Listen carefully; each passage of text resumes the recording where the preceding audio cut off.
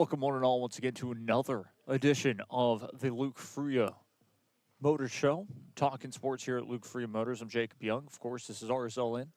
And it's going to be an exciting show to talk about, of course, a lot of things to get to. Of course, we're going to recap the Highway 77 Derby this past weekend. It was an exceptional match in general. I was expecting a different scoreline, a different route, a different game in general, and that did not happen in the slightest. And so this time, of course, we're going to discuss how it was different in general. We're, of course, going to discuss what the Red Crowns players thought of after the match in general because, well, there were chances for really both sides to take the full 3 points, and only some of them were able to.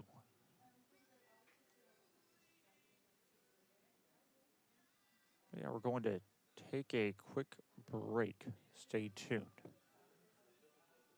Ya sea que estés empezando desde cero, cambiando de carrera o adquiriendo nuevas habilidades, TSC tiene programas accesibles diseñados para adaptarse a tus metas. Es hora de dar el siguiente paso. Piensa en grande, piensa claramente, piensa en TSC.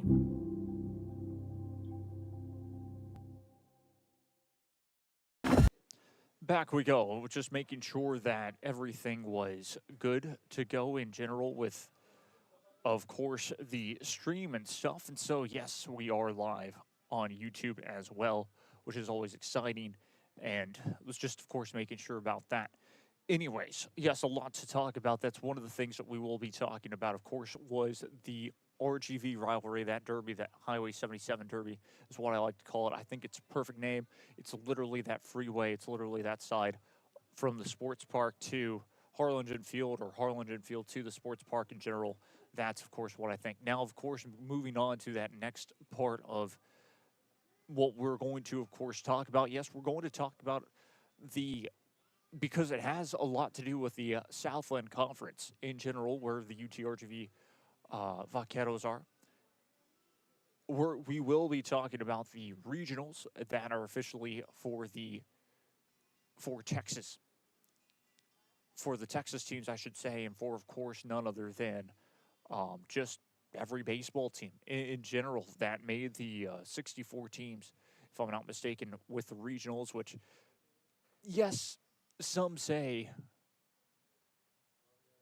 that winning a national championship in football is the toughest, and I would definitely agree because there's only so many teams to get in.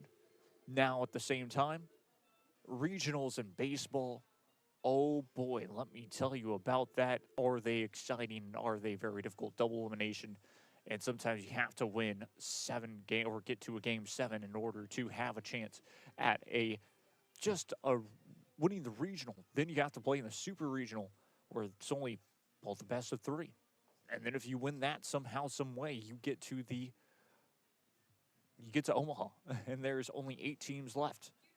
And it is double elimination, and it becomes incredibly difficult at that stage. So much fun, of course, to discuss, talk about, and all of that because, well, it's that time of year. It's summertime in general. So there's, of course, that the Red Crowns are, of course, talking about that a little bit. We will, of course, start the show talking about something a bit more serious. So, of course, a week ago, on this day, a NASCAR Cup Series driver by the name of Kyle Busch was rushed to the hospital. It was on Wednesday, as news has come out. And Thursday, not too long after, he ended up passing away at the age of 41 years old. Absolutely devastating news from the racing community in general, from NASCAR. 2 weeks prior to that, he was racing at Watkins Glen. and he was battling a sinus infection, battling a regular cold like we all would, especially down here in the valley where I have allergies. It's going to happen to me, as in I'm going to feel like that. Not RSV, but basically he was battling stuff like that. He felt better. He went and raced at Watkins Glen. He wanted to get that shot in his arm from a doctor that helps you feel better. Anyways, that was a miss, and found out that he had pneumonia after the fact. This is all the timeline in general, and then it goes on. And he, unfortunately, that pneumonia turned into sepsis, and he unfortunately passed away. Devastating. Kyle Busch was a driver unlike any other. Gets put into Hendrick Motorsports, into a car that was already hated by NASCAR fans. So he was already the villain from the start. Then he gets into the 5 car. He wins a lot of races, and he gets into just when he had an attitude. He was a young driver. He was 16 years of age. They had to change the rules for him to race in a NASCAR sanctioned race. All of this. He was a talent unlike any other. How you doing? Arsenal, 25,000 bucks. Hold down. All right. Oh my God.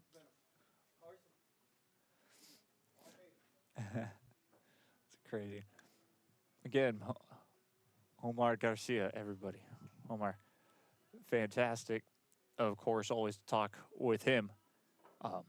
We may have him on the show one of these days. But anyways, back to it. Yeah, no, it was just, he was a special talent, a special driver. There's so much to say about him. You know, he takes over Terry Labonte's car and drove really well with Hendrick Motorsports. Wins his first race. People also hated him. He goes to Joe Gibbs Racing. Joe Gibbs in the 18 car, known as the Candyman. Mars was the sponsor. Mars Incorporated, meaning Snickers, meaning M&M's, Skittles.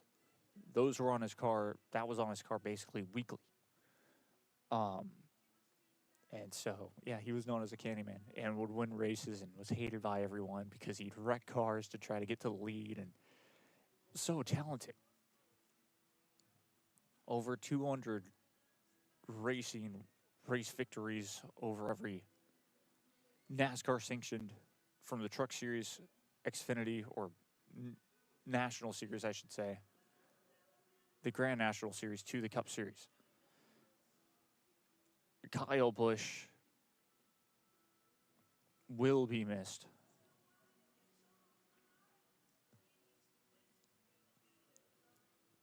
$234 races to be exact across NASCAR's 3 National Series. He had just 2 Saturdays ago, before the Coca-Cola 600 weekend, had just won his 69th truck race. And in his post-race interview, he got asked, well, why do these mean so much to you? He said, you never know when it's going to be your last, so you have to cherish them all. Hit all of us. I was one that loved to hate him. That's the best way to put it. I didn't actually hate him. I hated his driving.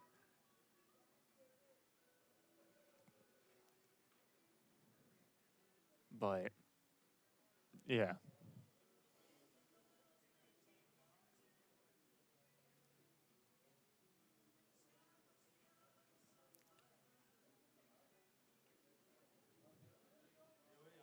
So,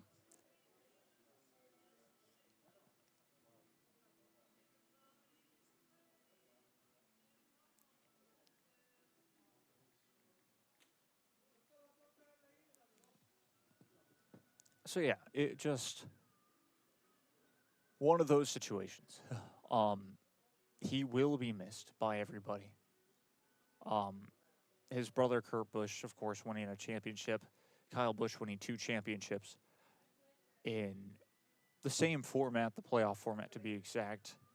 One of them was even crazier because he had to finish 30th in points because he broke his leg and missed races, and NASCAR gave him that opportunity to just do that in order to win, and he won it and won the championship 2 years later, around there, wins his second title. Absolutely special, because everyone said, oh, it's not a real championship because, well, he didn't compete in every race. And so he proved them wrong and did it again. So, yeah, fantastic driver. He, of course, became a husband and had 2 amazing children. Brexton Busch, of course, being one of them that was on his way up the ranks of NASCAR. Still will be. Richard Childress Racing, of course, Kyle Busch raced for Richard Childress Racing in the number 8 car.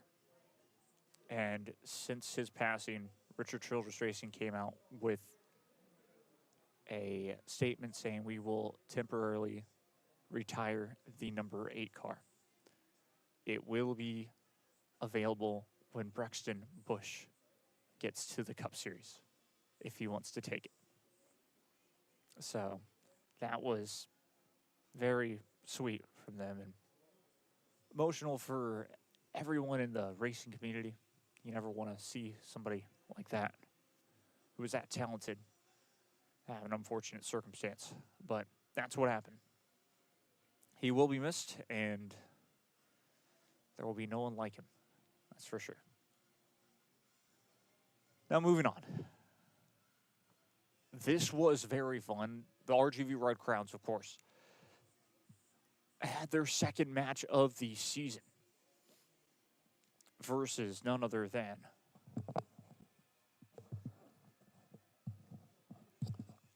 second match of the season against Brownsville, Texas Soccer Club. On the road, of course, technically. Just about 20 minutes away from their home field. And the RGV Red Crowns, of course, playing against Brownsville, Texas in their derby match at the sports park. Now, I happened to end up going to that match because, well, I wanted to. And it was going to be exciting. Of course, you all most likely saw the match on RSLN, as well as, of course, the League for Clubs YouTube page. And that was fun. That was exciting. It starts off, of course, last week I had predicted that it was probably going to be a blowout by the RGV Red Crowns over Brownsville, Texas Soccer Club. And that's where things were interesting. It was just the classic one team came into the match a little too smug, basically. They expected to win by a lot, and they played like it. And Brownsville, Texas Soccer Club took advantage of that early on in the first half, had chances, halftime 0-0. Second half still 0-0. Mistakes. Coach Rafa able to substitute players, and really, it was a humid evening. It was 0-0 for most of the match. And then all of a sudden, the RGV Red Crowns were able to break through late in the match, getting the goal. And then 1-0. 1-0 was your score. But minutes later in that time frame, Brownsville, Texas Soccer Club found the back of the net to equalize so quickly. And even before that, let me tell you about the crowd in general. It was close to 60-40, with the visiting team fans outnumbering the home team fans. The Red Crowns showed up for their away match, and it was by far a rivalry that will be very fun come July 3rd in the finale of the season 4 with the RGV Red Crowns, because they drew one goal to one goal. RGV Red Crowns now have a goal differential of 5 goals for, 1 goal against, meaning that they stay with 4 goals in the goal differential in total. Now, moving on to the next side, to the next thing.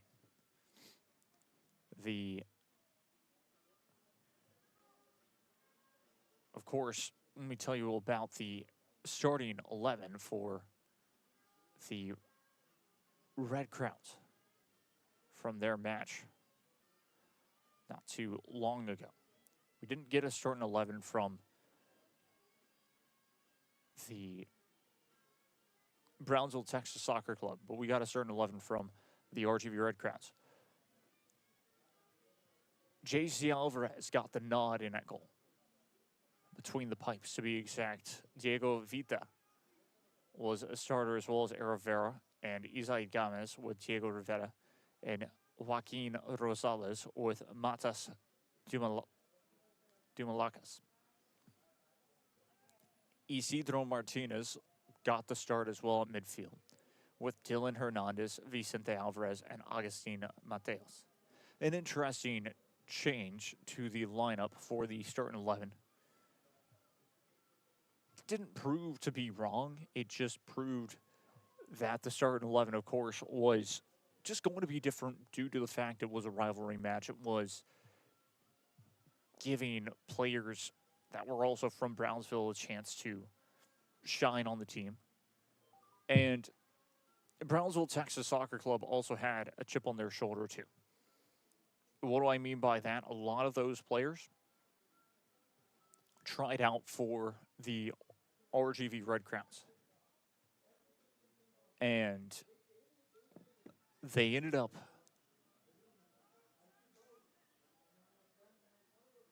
of course not making the team, not making the Red Crowns team, and so they ended up on Brownsville, Texas Soccer Club. And that was something interesting because they played with a chip on their shoulder, and it showed. And the RGV Red Crowns still did, but it was just a match where some things slipped away from the Red Crowns. They played a solid match,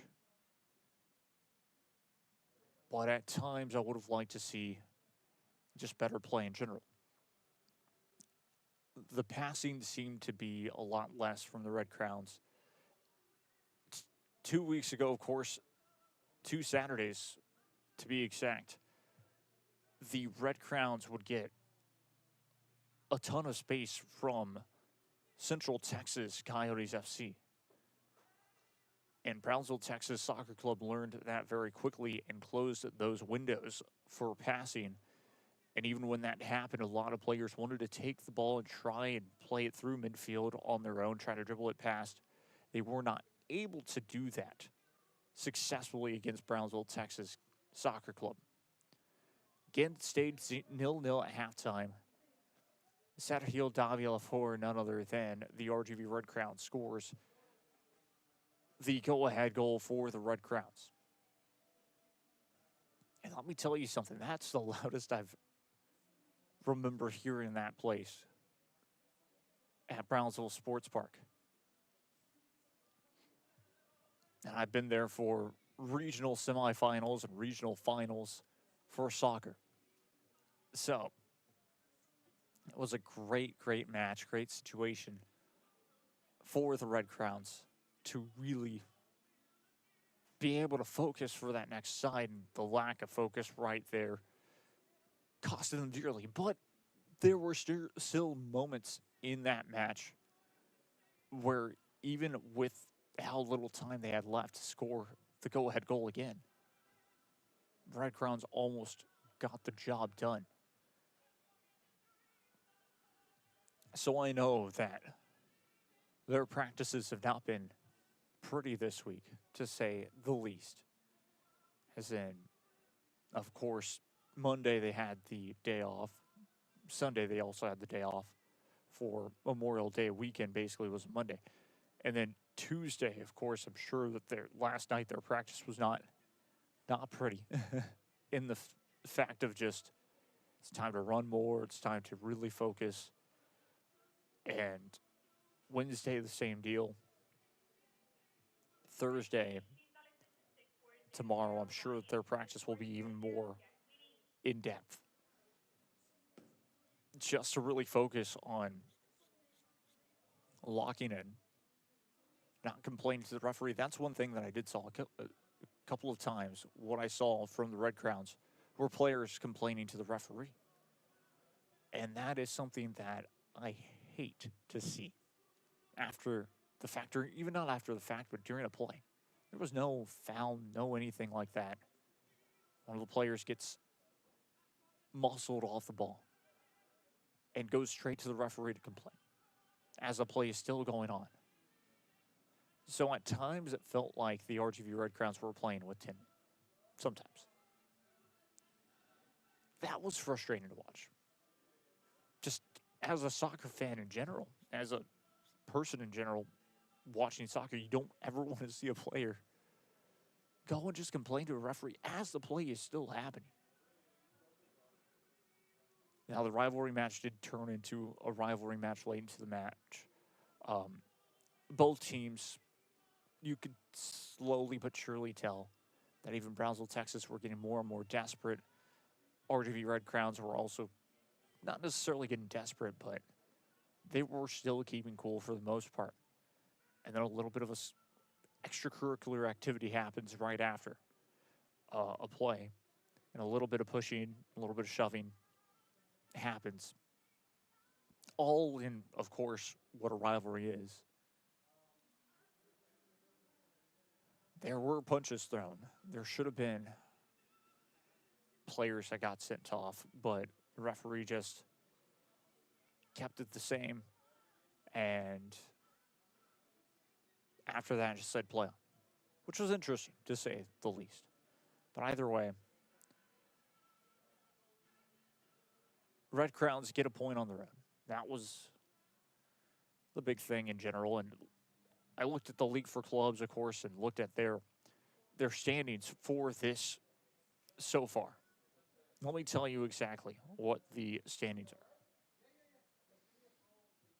In the South Texas Conference, Capital City lead with, after 3 matches already played, 9 points. They've won all 3 of their matches. Central Texas Coyotes FC have played 4 matches and have 6 points to their name, losing 4-0 over the RGV Red Crowns, and then going back and being able to defeat 2 teams back-to-back as Austin United FC as well. How they have 6 points. RGV Red Crowns have only played 2 matches and have 4 points, a win and a draw. This is the first time they've started off the season with 4 points, to be exact, in 2 matches. And still technically undefeated. They have not lost yet. Then you go on to FC Westlake right underneath them, still only have played 2 games, 2 matches, and 3 only have 1 win to their name. Brownsville Texas Soccer Club, of course, have earned 1 point. And Austin United FC with 0 points, 3 matches played. It's been an unfortunate start to the season for Austin United FC, but this is where things get very interesting for the RGV Red Crowns, because the RGV Red Crowns playing against Austin United FC don't know that Austin United FC right off the start of the season, playing against FC Westlake of Austin, Texas, lost 5-0. Then played against Central Texas Coyotes FC, this is where Central Texas Coyotes FC were able to bounce back. They won 3-0, but Austin United FC, of course, lost 3-0. Their goal differential at the time was -8 goal differential. Then Central Texas Coyotes FC got to play kind of back-to-back with Austin United, once on the road and once at home, and just defeated Austin United FC 2-1. So Austin United getting 1 goal back, but losing another goal, meaning their goal differential, if I'm not mistaken, is 9. Indeed, yes. -9 goal differential heading into Harlingen Field.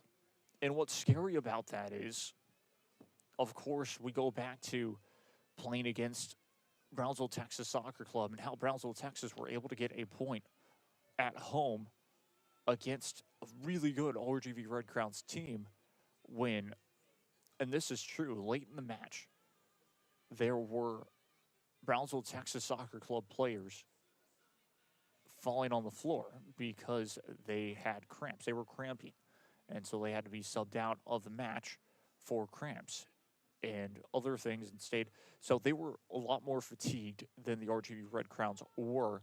So the RGV Red Crowns conceding that goal is, of course, a big blunder on, at least for the start of the season, as the Red Crowns are looking to bounce back and defeat an Austin United FC team that have not won a match. -9 goal differential, but will be playing with nothing to lose, because right now they don't. So that is where things are scary. I really do. And messages kind of to the Red Crowns. Look, focus every single play, every single minute of the match. You cannot want to talk to the referee once. Not once at all. Not even at halftime. Let your coaches do that. Let them focus on talking to the referees. Do not focus once on doing that. Focus on playing your position, because you are one of 11 and you're not anything else. That's the truth. Of course, I mean, it's the same for Brownsville, Texas Soccer Club, that they can get a win too. They look that good in the sense of they're a team that's building and getting a point on the road, or getting a point at home in a hostile home environment. It shows that this team will probably be able to compete. Will probably be able to compete well in this league if they're able to get a victory over Central Texas Coyotes FC, or even Austin Westlake, any of those teams.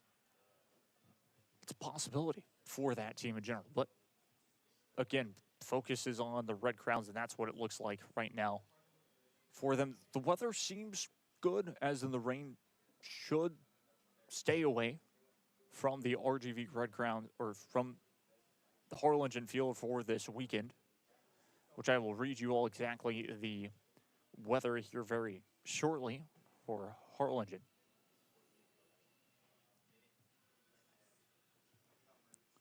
Thursday, it's expected to rain. Friday, it's expected to be 93 for a high, and Saturday is expected to be 94 for a high, 74 for a low. So that's, of course, interesting. 10% chance of rain on Saturday. Nothing much after that. So again, it's going to be a hot one, but it will be exciting.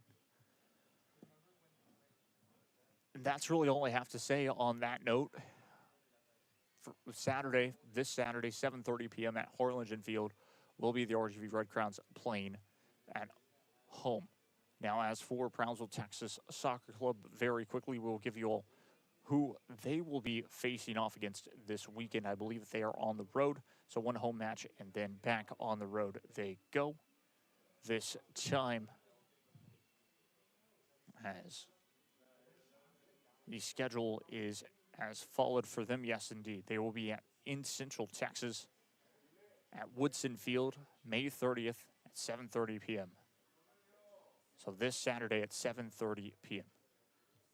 We're going to take a quick break. I'm Jacob Young. This is Real Sports Live Network. It's 2:30 p.m. here on a Wednesday.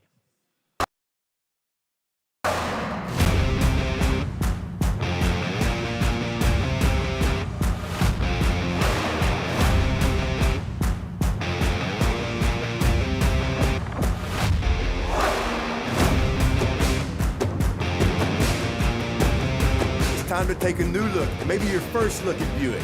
If smart, hip, and affordable is for you, Buick's your brand. Fruia Buick, Brownsville, Texas.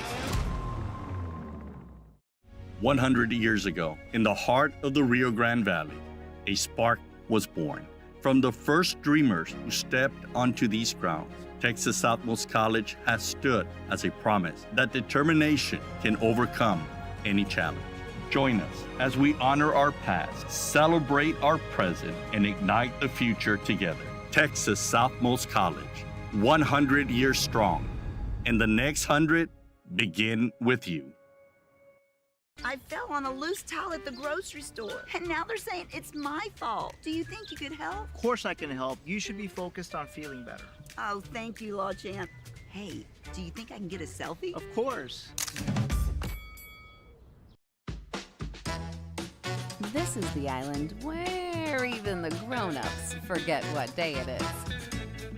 South Padre is more than an island. It's the island.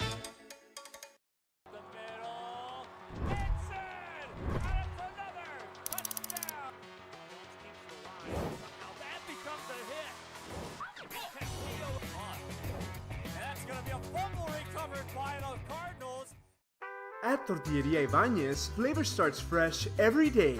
Crispy flautas, homemade tamales, and our signature chicken salad, all made for you. Tortilleria Ibañez, tradition on every plate. It means a lot to me. TFC has changed me to make me realize that I can accomplish things. Just don't give up.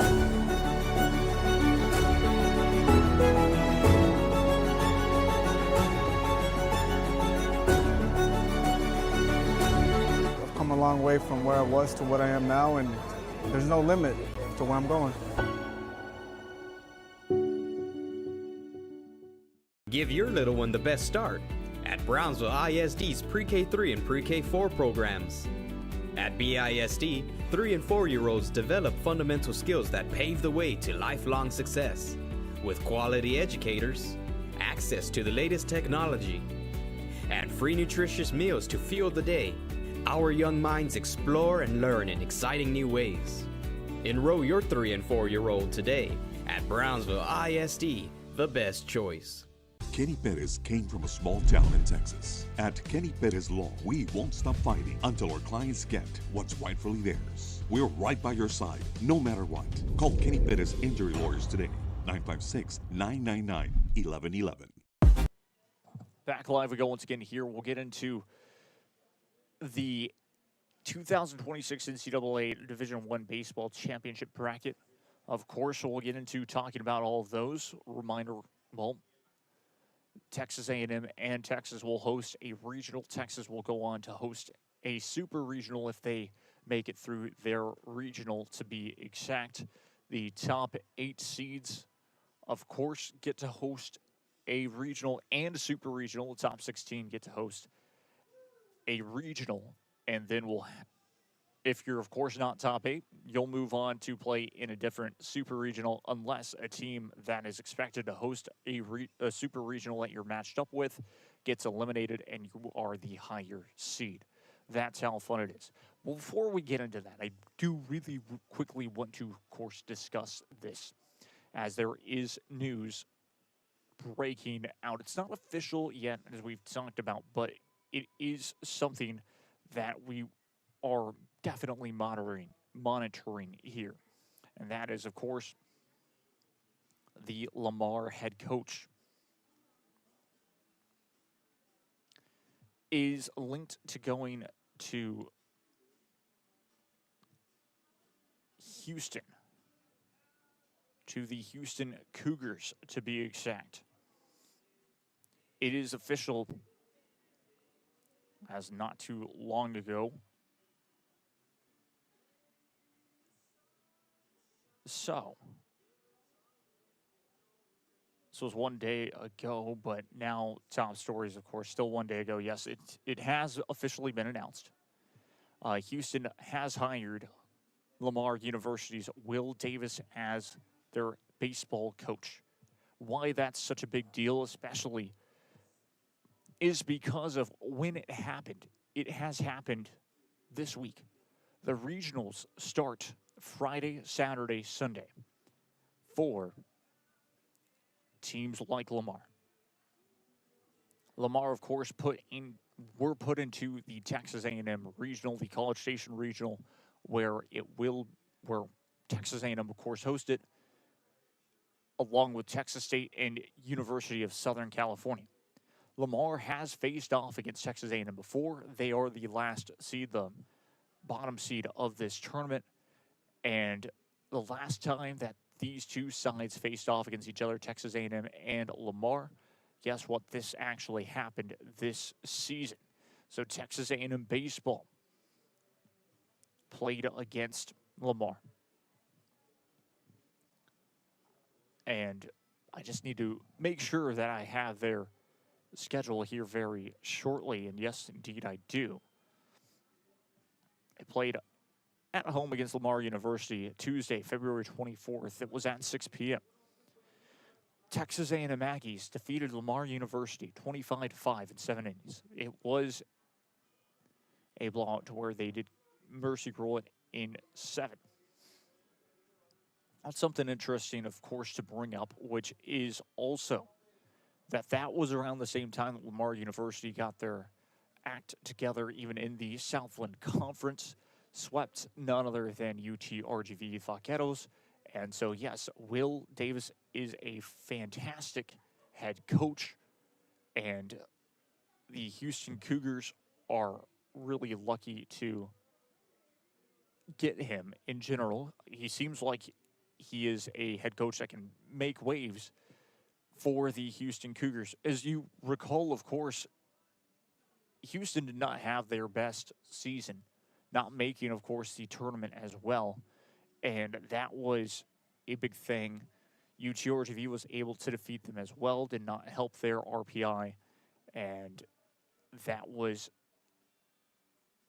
one of the best series victories for a team like that. UT-RGV, of course, we all know, lost against none other than Kansas, the Kansas Jayhawks, who are now a team that is expected to go to Omaha as one of the top 8 teams, which is crazy to think of, that the Kansas Jayhawks are one of the favorites to at least make it to Omaha with the way that their season has been going. Of course, it's going to be a lot of the SEC teams that I would expect to make it to Omaha as well, including, but not limited to, well, the Texas Longhorns. I mean, if they don't, and this is the truth, if Texas get eliminated in their regional or super, it will be considered a failure of a season. But that wouldn't be the most shocking thing. And that's something, of course, to think about. But either way, enough with that chat. We will get into talking about the full 64 teams in the NCAA baseball tournament regionals. May 29th to June 1st. Just trying to find exactly the official bracket and all of that. And here we go. The Los Angeles Regional includes UCLA, St. Mary's, California, I believe, to be exact, Virginia Tech, and Cal Poly. That is the Los Angeles Regional. Virginia Tech getting put in that regional just as, not necessarily unfortunate, but just they have to travel a ways to get there and then play against a lot of teams from California. Then in the Morgantown Regional, that is hosted by West Virginia as the 16 seed, to be exact. West Virginia, of course, is in it with Binghamton, Wake Forest, and Kentucky. Hattiesburg Regional is Southern Miss, who host it with Little Rock, Arkansas. So Arkansas, Little Rock with Virginia and Jackson State. Southern Miss have a good chance. They are the 9 seed, so they just missed out on potentially hosting a super regional, because Gainesville is right underneath there, and Florida is the 8 seed. Ryder with Miami, Florida, and Troy in the Gainesville Regional, to be exact. Now it's the Chapel Hill Regional, hosted by none other than the North Carolina Tar Heels, the UNC Tar Heels. UNC, of course, hosting with VCU and Tennessee and East Carolina. That is a dangerous regional, if I do say so myself. North Carolina should take care of business in that one, but you never know because, well, Tennessee, they seem like they came on pretty strong late in the season, and East Carolina, you can never count them out as well. And then in the College Station Regional, Texas A&M got a favorable regional in my eyes with, of course, Lamar, Southern California, and Texas State. Texas State is a dangerous team. They have been in the regular season, defeating Texas A&M as well. But the Texas A&M Aggies, of course, they faced off against Lamar in the first round. The first game, we already talked about that, how dominant Texas A&M were against the Lamar Cardinals, winning 25-5 before. So that could be a run-ruled game. That is at 3 p.m. this upcoming Friday. In the Lincoln, Nebraska Regional. Nebraska, of course, the Cornhuskers getting to host the regional. They'll have South Dakota State with Ole Miss and Arizona State. Not a simple regional at all. In the slightest due to Arizona State and Ole Miss. Again, Ole Miss is a strong team. If they get their pitching in order, this could be a challenging regional for Nebraska. Then you have Auburn as the 4 seed, hosting, of course, their regional with Milwaukee, UCF, and NC State. That is a pretty good regional. Auburn, of course, being one of the most consistent teams and the most well-rounded team in this tournament that even Texas A&M played against. We have more teams, of course. Georgia Tech in the Atlanta Regional getting to host against UIC and Oklahoma and the Citadel. Georgia Tech should take care of business easily in this region, but you never count out Oklahoma even in baseball.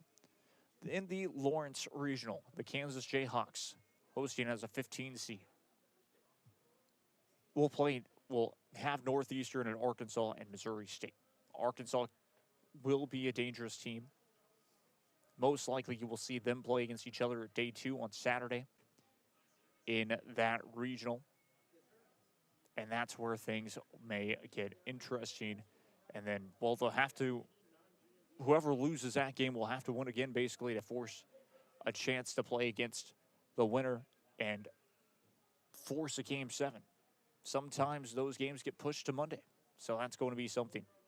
Tallahassee Regional. Florida State with St. John. Coastal Carolina and Northern Illinois University. Florida State, that's going to be exciting. I expect them to win that regional, but there is a good chance that Coastal Carolina can be that dark horse and win that regional. In the Tuscaloosa Regional, you have Alabama, Alabama State, Oklahoma State, and USC Upstate. Again, an SEC team in that type of regional should take care of business. But Oklahoma State and that Big 12, you never know how they can be. In the Austin Regional, you have Texas as the number 6 seed with Holy Cross, UCSB, and Tarleton State. Again, there should be no issues for Texas to win their regional. If they get upset, people will start to question what Coach Schloss is doing there. In the Eugene Regional, this is a fun one. You have the Oregon Ducks hosting with Yale, Oregon State, and Washington State. It is just about a full original Pac-12, with, of course, the Yale Bulldogs spoiling the party there. Oregon State's not a bad team. They were ranked highly, but, of course, lost a 2-game series against UTRGV, lost one of those 2 games. And Oregon State, we don't know where they're at the moment. They ended up losing another game that weekend, I believe a series. So Oregon should take the Eugene Regional, but who knows? If Oregon State find their footing once again, that's going to be a fun final day in Eugene. In Starkville, Mississippi State will host it with Lipscomb, Cincinnati, Louisiana. Those are your teams in the Starkville Regional. Then in Athens for the final regional, Georgia has a 3 seed playing against LIU, Long Island University. Boston College, Liberty are in their regional as well. Georgia should take that regional. That would be very interesting to see Mississippi State and Georgia face off in the Super. Just a reminder, of course, because we all know y'all would be interested in this. Texas winning their regional, they would most likely play against Oregon. That would be an exciting Super regional. Oregon always being a very good baseball program in general and can give the Texas Longhorns fits. As for the Aggies, winning their regional could face off against UNC, but that is a very difficult regional. If Tennessee or anyone else wins it, I believe Texas A&M would end up hosting a Super regional.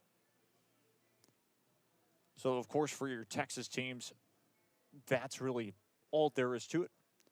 And we're going to have fun this weekend with regional series baseball in college, because it's always a fun time in general.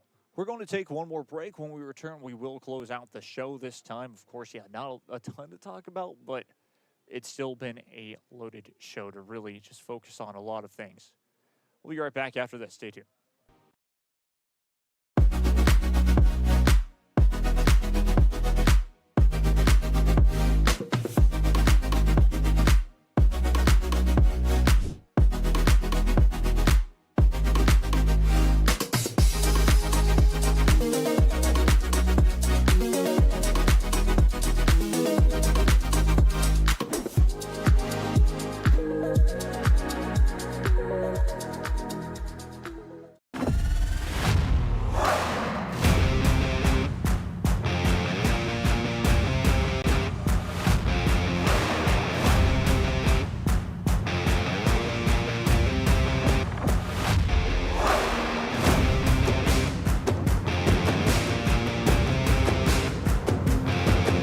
The standard of excellence has always been Cadillac, so be iconic and drive one. Fruia Cadillac, Brownsville, Texas. Rev up your future with Texas Southmost College's Auto Body Repair Program. In just 2 semesters, you'll gain the skills to become an auto body repair specialist. Learn using industry standard iCar Academy to get you job ready fast. If you're ready to drive your career forward, TSC's Auto Body Repair Program is the place to start. Classes are filling fast, so visit tsc.edu and apply today.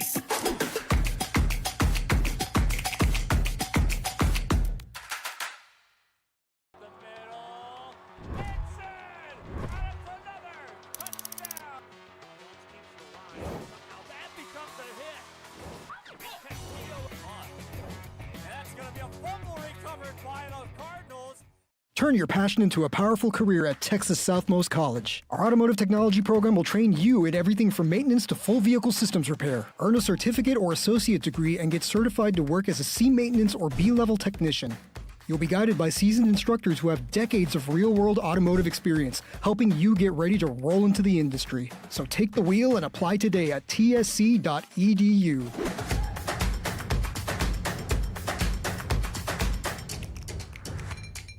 If you've been in a car crash, call Kenny. We're available to take your call 24/7, and we don't charge a fee unless we win your case. When you're in a car crash, call Kenny. Call 999-1111 now for a free consultation. Permatemp Personnel Services has been servicing local businesses for the past 29 years. Leave the hiring to us. Let us become your personal hiring guru. We have a network of skilled employees to fit your needs. Your success is our strategy. Don't hesitate. Call us now. Back we go once again here, touching up on a little bit more news that has a lot to deal with, of course, college football. Very quickly, didn't know if I'd touch up on it, but there is some time to do exactly that. Once again, I'm Jacob Young. This is RSLN. Here at Luke Fruia Buick GMC in Cadillac. If you're in the market for a new car or truck, come check out Luke Fruia Buick GMC in Cadillac off of Old Price Road, Alice Road. Anyways, going back to it. This was not necessarily shocking news. It kind of was, just due to the fact of this one thing. When the NCAA really started and when gambling became a big issue, very quickly the NCAA made their stance saying we have a zero tolerance policy about this. You gamble with anything, you are done. Of course, back in the day, it was a lot tougher. Now there are so many apps. It's crazy.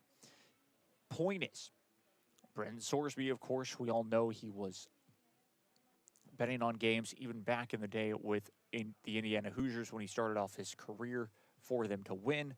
He'd never played in those games, but this was big news because, well, he went into rehab. He had his treatment 35 days, finished it completely. And so he wanted to get reinstated by the NCAA.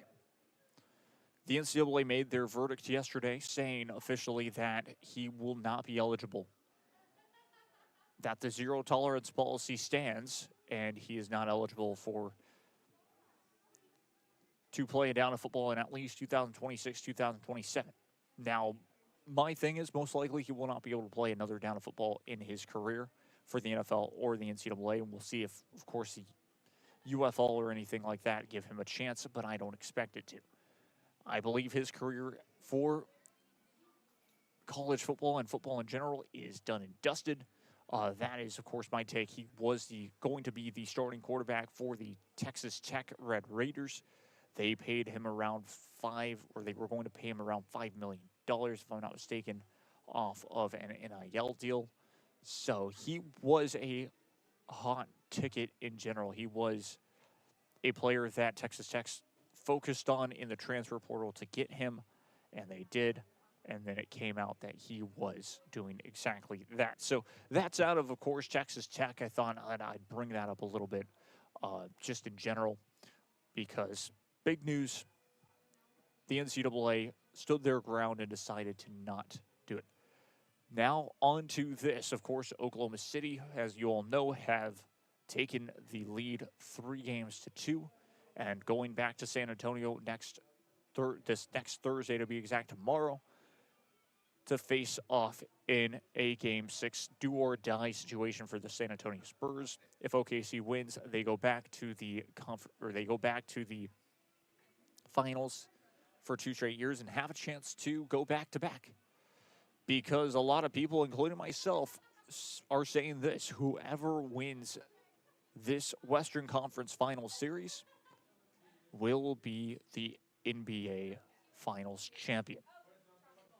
That's of course what we're saying, and that's of course what I also do believe as well.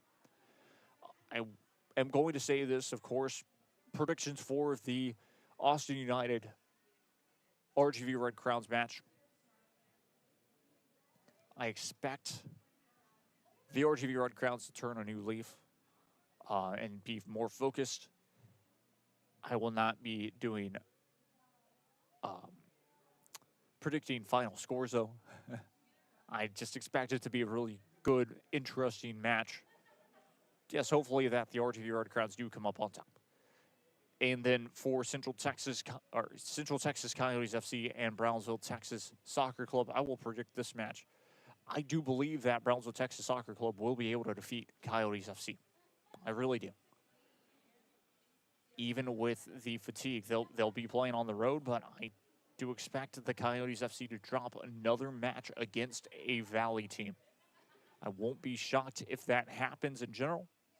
That's just the way that the Coyotes FC looked in that first match. Maybe, of course, they fixed all their problems since then, but I still expect that to be a loss for the Coyotes FC. And all of a sudden, it would be 4 points for Brownsville, Texas Soccer Club. And hopefully, of course, you would see RTV Red Crowns with 7 points to their name as well, with 3 matches played. So, should be exciting. We'll wait and see here momentarily. 3 minutes, of course, left in this show. Thank you all very much for watching. It's been a good one. Again, not a lot to talk about. Checking on what is going to be happening this weekend. Thursday, it looks like there's going to be some 7-on-7 football action happening, as well as, of course, I believe more basketball as well. We'll wait and see on that exactly for Thursday, Friday. Stay tuned for all of that, as well as, of course, not to mention the baseball state semifinals. Should be exciting for that. The state semifinals with Sherryland High School in there. They won their region, which is always key. Region 4 to be exact. They're representing Region 4. And that is special in general because Sherryland High School, getting to cover them this season, they showed a lot of resilience, kind of stepping up kind of in the second half of their district.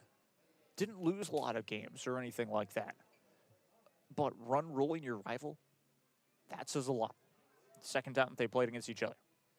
Considering that it was a walk-off hit from the